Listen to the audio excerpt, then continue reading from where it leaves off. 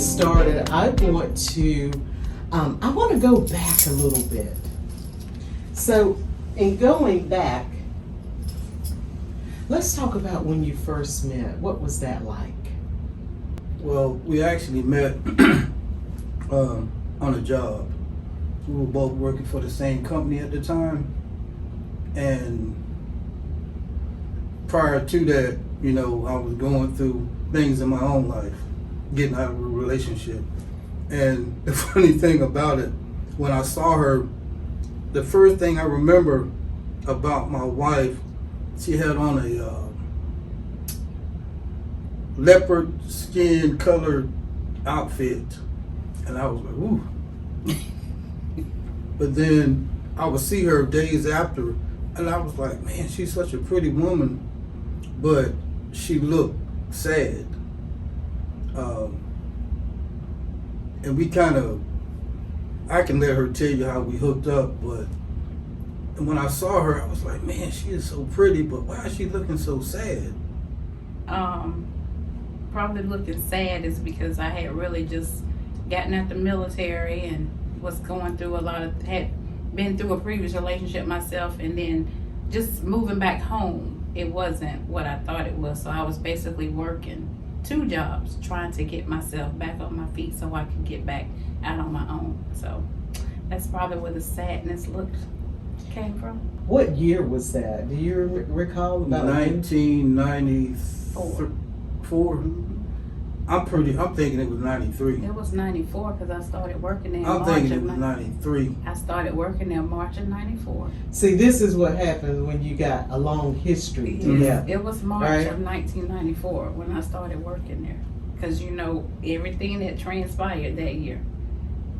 So that's Because your mom passed in 94. Make 30 years.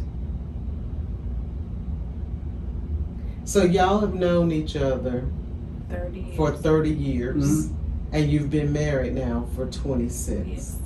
And so, once you finally did have your formal introduction to each other, what was that like? What was the first date like? Our first date was at House of Pizza on Central Avenue.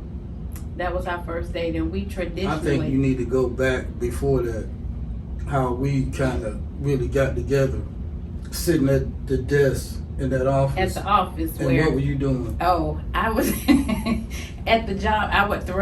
I threw 16 cents at him. And so the reason why I threw the 16 cents, it reminded me of that song, "A penny for your thoughts, a nickel for a kiss, a dime if you tell me that you love me." And so that's exactly what the 16 cent was about, with throwing it at him at the office. So it was kind of like office flirting.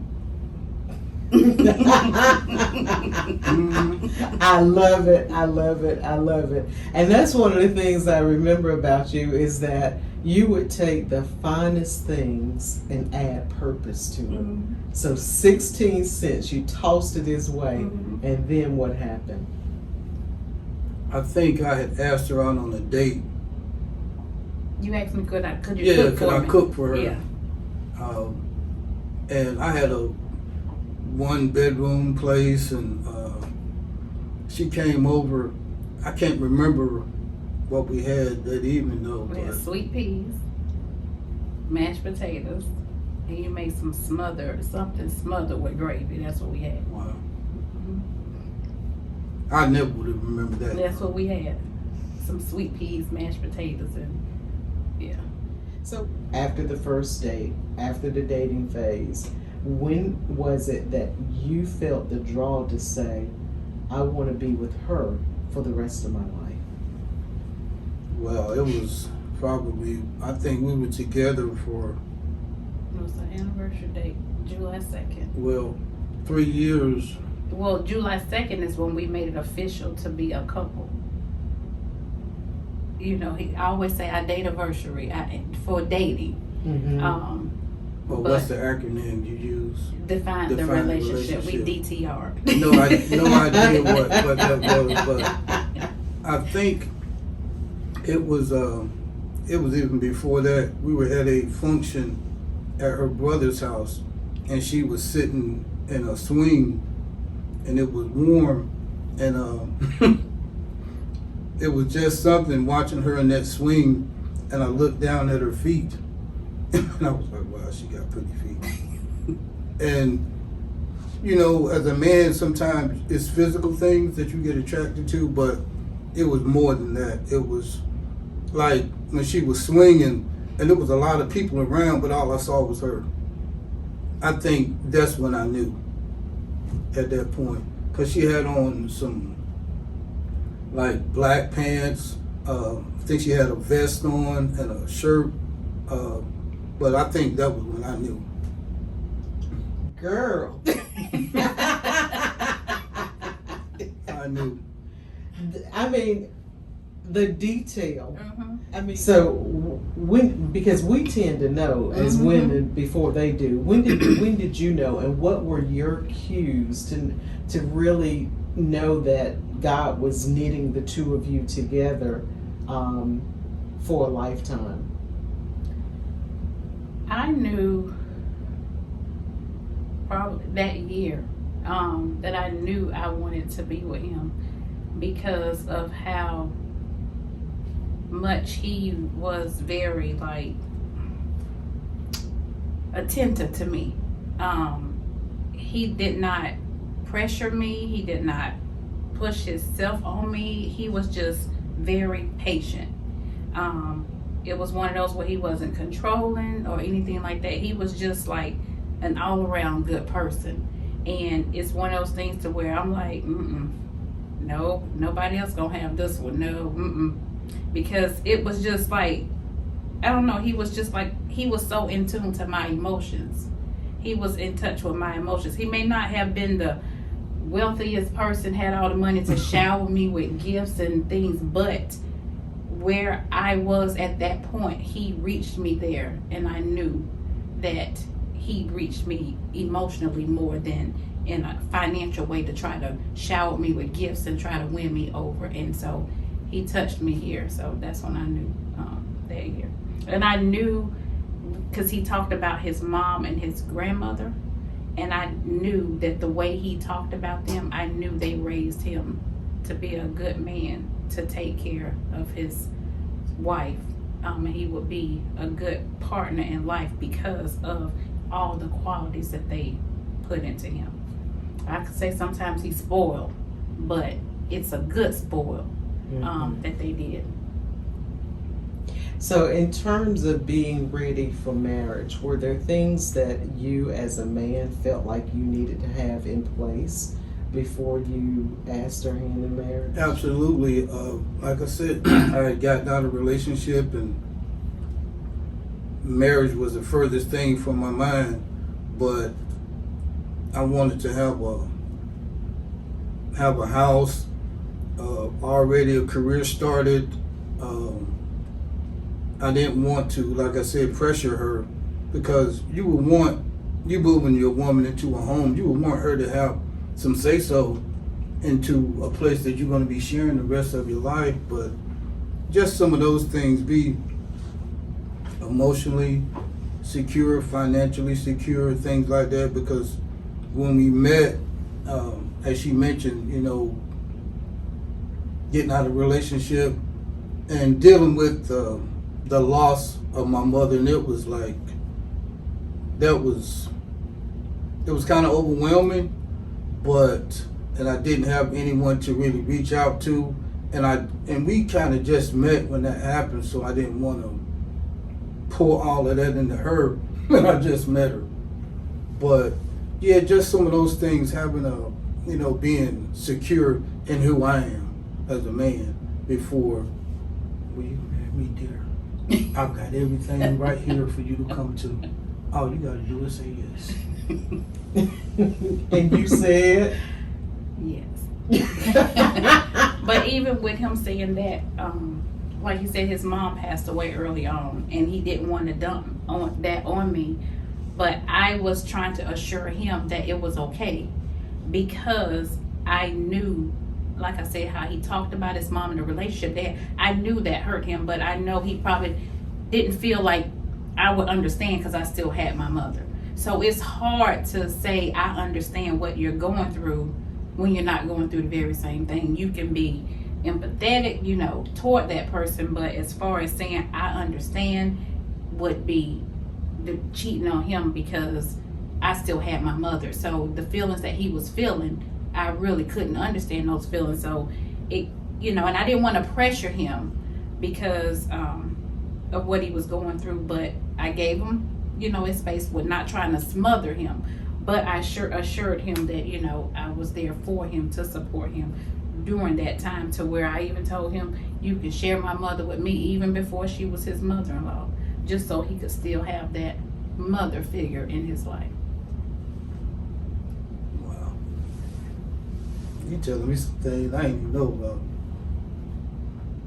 You are.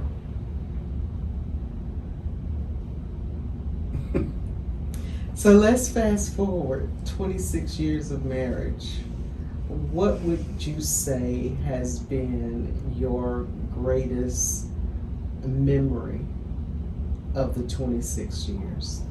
Just being able to share life together, and being able to watch how she has evolved over the years, especially with being a mother.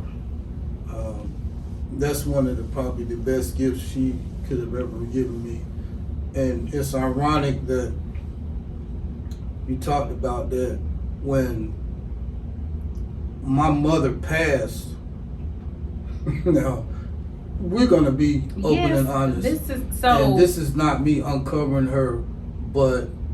Well, let me say this. So when I got out the military, because for medical reasons. And one of those reasons from the military, I was told I couldn't have children. I had 2 surgeries, and another time that I had surgery when I came home. Now, mind you, we met in March of '94. In August, I had to have another procedure. And he took off his job, went with me to have my procedure. I mean, took care of me like we were husband and wife. And so, and I knew he wanted children, because that was another thing that we talked about early on. I told him that, you know, doctors told me I couldn't have children, but his thing was God has the final say so. And so after having that surgery, and like he said, when his mother passed, in October 1st of '94, his mother passed. November of '94, I found out I was pregnant. Wow. So we became parents unexpectedly. But expectedly. Mm-hmm. Because, like he said, God had the final say so, which kind of also changed our dating, because we were at a place to get to know one another that we had to now put us on the back burner, because now we were getting ready to become parents. Mm-hmm. So now we kind of had to halt on, we still together, but the typical dating things you do prior to starting a family and getting married, those things were on pause, because we had a life that was coming. We had a new addition to the family that was about to come, on top of him grieving the loss of his mother.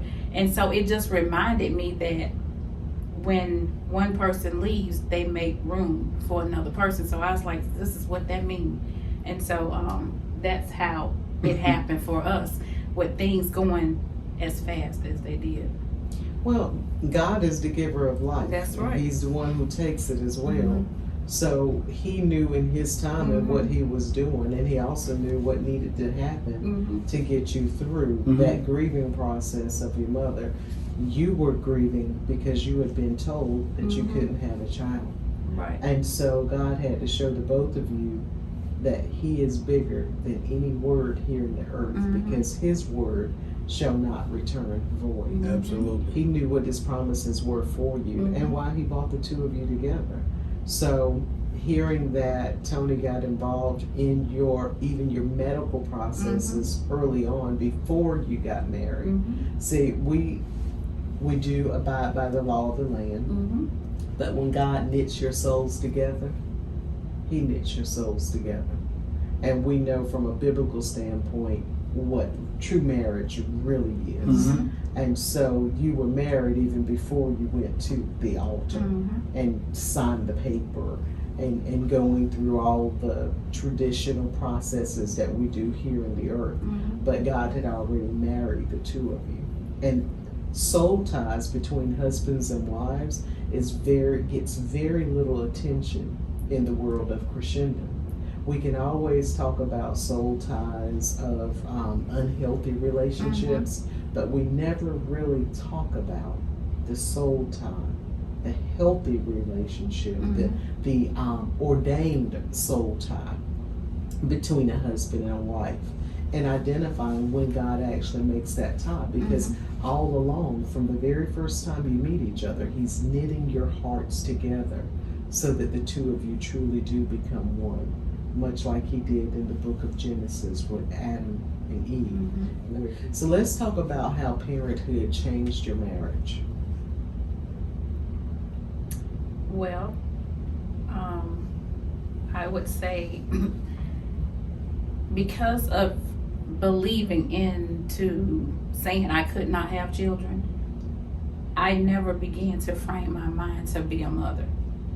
And so when I found out I was pregnant, I was excited, but then I was feeling like I'm not going to be the mother like I need to be for this child because of how I had kind of detached from being a mother.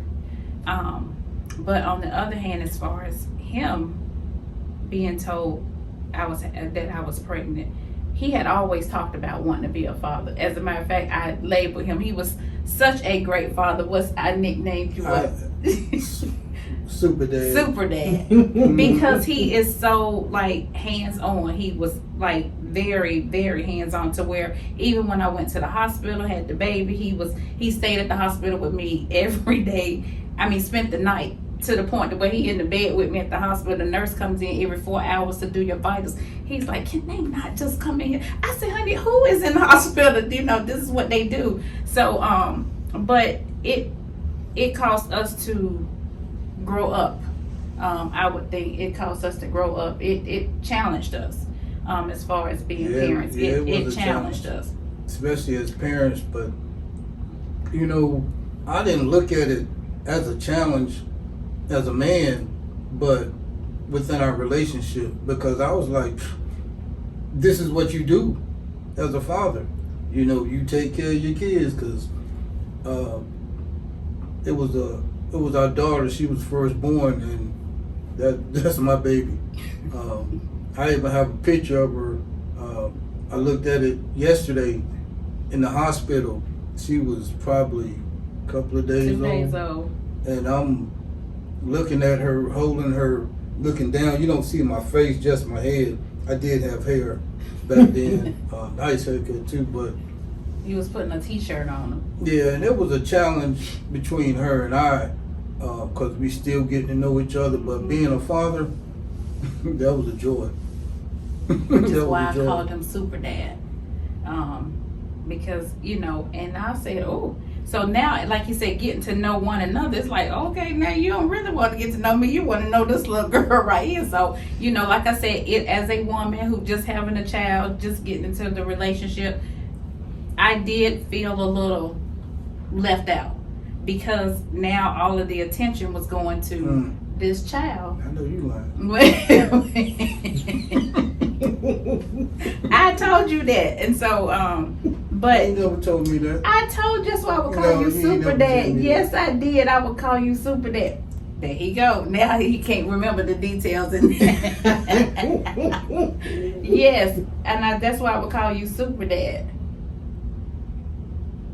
But you know, children do usher a level of excitement in a relationship, but it does also can create a little distance between the husband and wife, you know, from the child sleeping in the bed, the getting up at 1 and 2 in the morning, if you breastfeeding, you know, those times.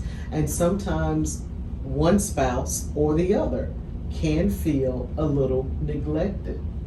So where you're at now, you've had a daughter, you also have a son, And grandchildren yet? No grandchildren. No grandchildren. No. Looking forward to it. Yeah. Can't wait.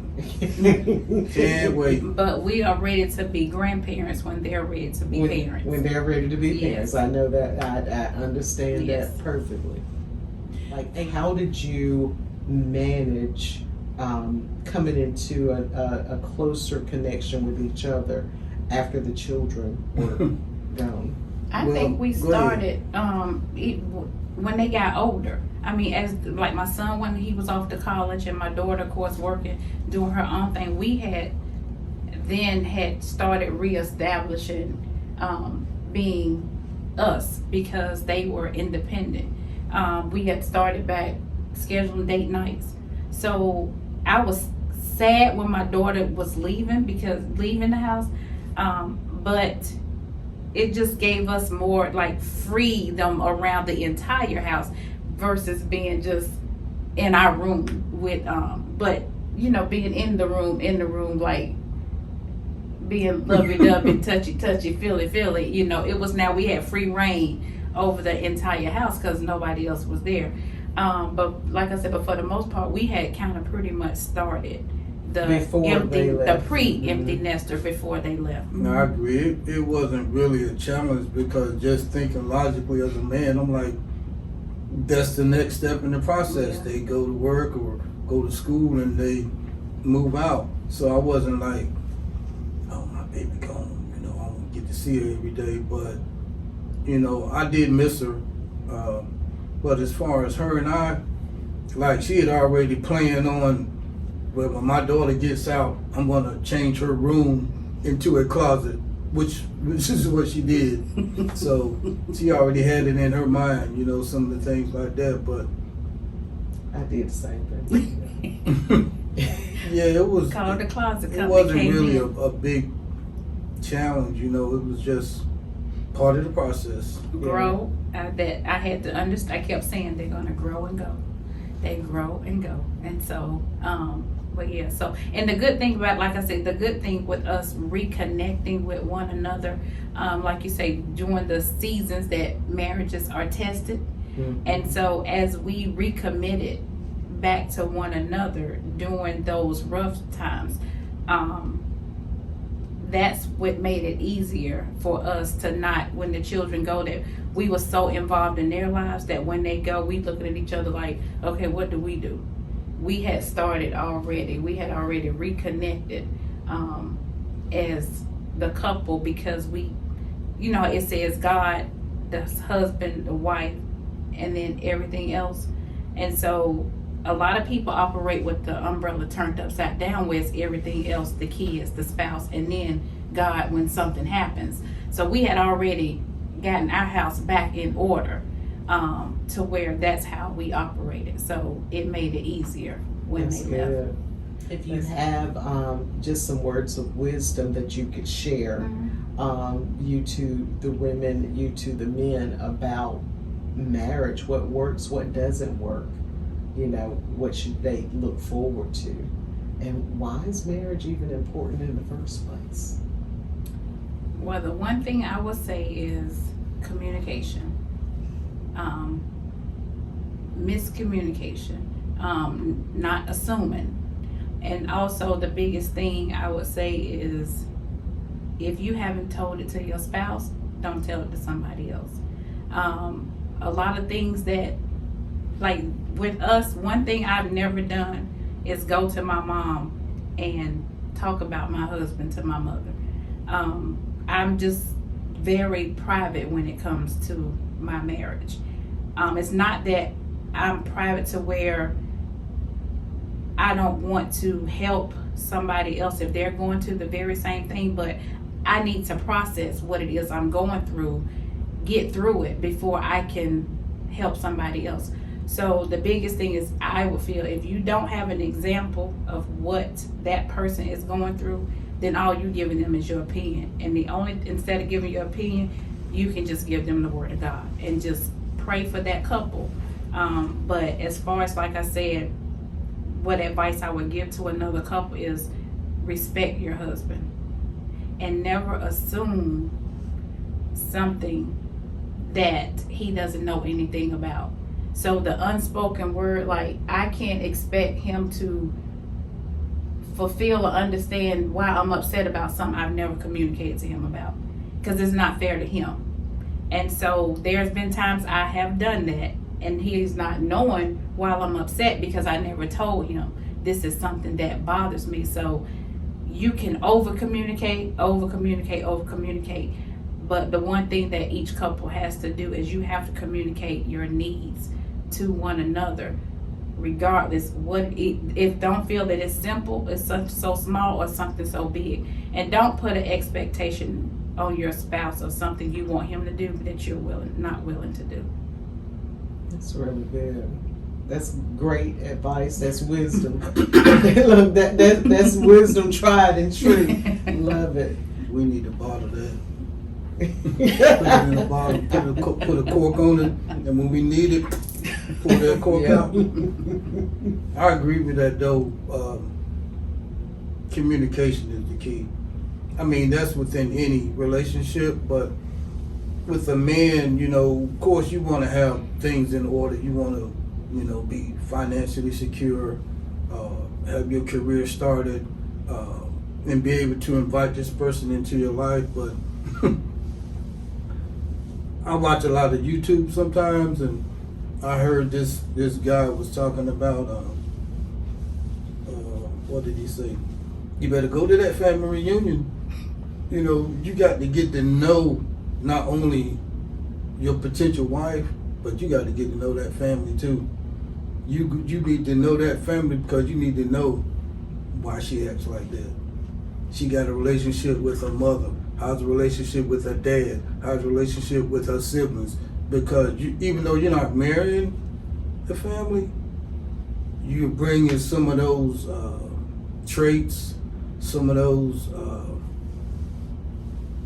I hate to say, and I don't want to get too religious or deep into that, but you bringing some of those generational curses, and you have a choice whether you're going to accept all of that or you can just back off. But you have to look at your own life as well.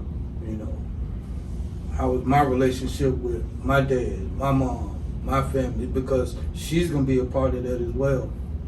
And that was really important because throughout the time that we've been together, there have been some challenges, but we worked through them. And the way we overcame all of those challenges, we put God right in the center. It took us a while to get there. It probably took us maybe 10 years to get there. But once we put God in the middle, oh my goodness. It makes a difference, right? A big difference. A big difference. So I don't want to like preach to young men, anything like that, but I tell them, yeah, you got your car, you got your house, you got money in the bank, but where are you when it comes to your spiritual growth? And when I put that on, they're like, ooh, I said, yeah, we can talk about that later because you ain't ready for that now. And the spiritual relationship individually with God is what ties God into that three-string cord. I assume that the two of you have ministry that you're involved in. We are.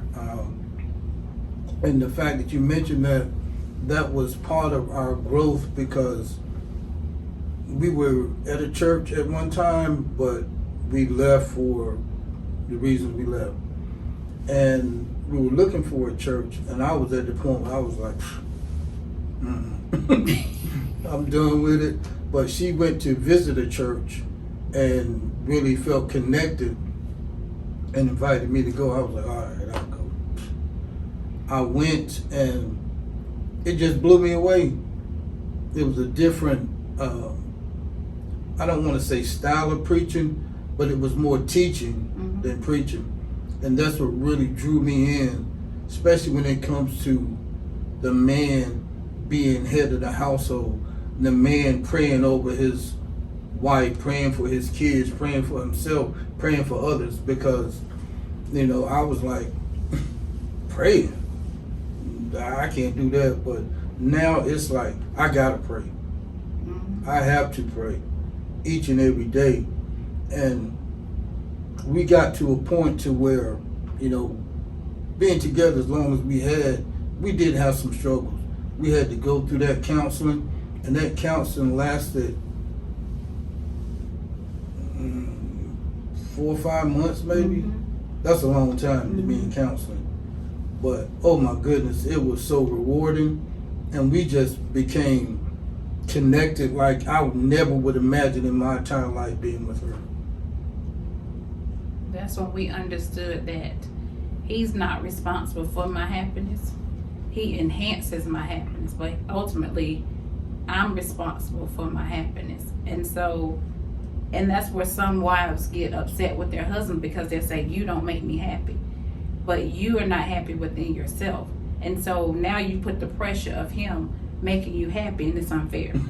And so, and that's where the counseling and everything come full circle to let me know I need to dig deep within myself, because I understand there are marital problems that you will incur within a marriage, but for the most part, the majority of the problems that are in a marriage are individual problems of two broken people that have not done the work, and they've come together, and now you have somebody to blame versus taking the responsibility for yourself.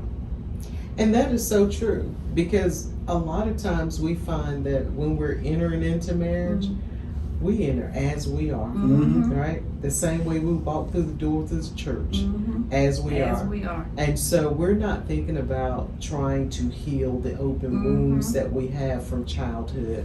Like you said, go to the family reunion, see who got what going on, right?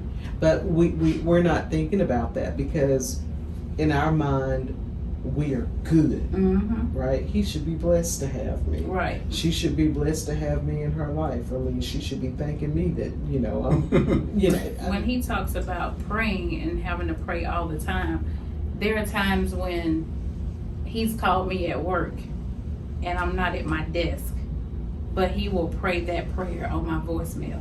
And when I play it back, he's saying, you know, I called you to pray, but since I couldn't get you, I'm going to go ahead and pray. And so I have voicemail saved where he's called and prayed over the phone. I mean, we're getting so serious in our prayer life to where anything that we're going to do, like that scripture says, Matthew 6:33, where it says, seek ye first the kingdom of God. We're seeking God in every area of our lives, because we know what happened as a result of not seeking him and going, you know, on our own. And we see how that didn't last. That was temporal. And so in every area of our lives, when it comes to finances coming into the house, whatever it is, we are seeking God for direction, because it is God who is going to multiply whatever it is, or he's going to tell us do, or he's going to tell us don't. And so that's what we are as far as our spiritual walk together. And there are some people that's not going to like it, but at the end of the day, we're not out here to please anybody but God and one another. And that's right. And that's it.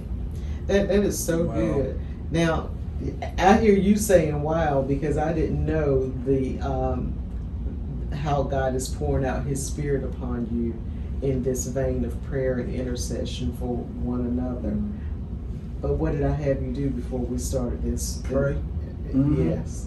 So it is something that I know you don't take it, or you don't take it lightly, but it was something I sensed in the spirit even before you all got here. And that's how God works. That is exactly how he works.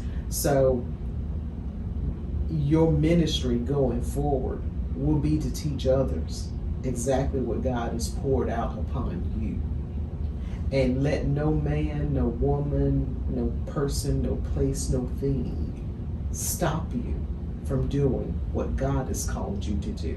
Because in the end, it is his purpose being fulfilled that is the only thing that matters. His purpose is it. And that's what you give account for. Not your past, but your present and your future. So with that said, it's been such a delight. Oh.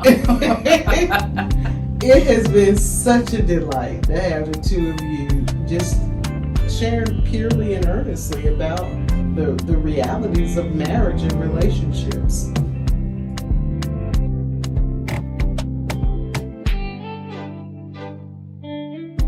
Hi, this is Toni Emehel, and I thank God for the gift of His Word and how it's just playing out in the lives of Angelia and Tony. Thank you, Angelia and Tony, again for sharing yourself, sharing the authenticity of your story, and just what God is doing in your life and the revelations that He's given to you. May yokes be broken, may lives be blessed, and may someone be liberated by this astonishing message that you have shared. Now, this is what we're doing out here in the community. If you're interested in having your story shown on this channel, feel free to reach out to me. Email me at info@toniemehel.com, and I will personally respond to your message.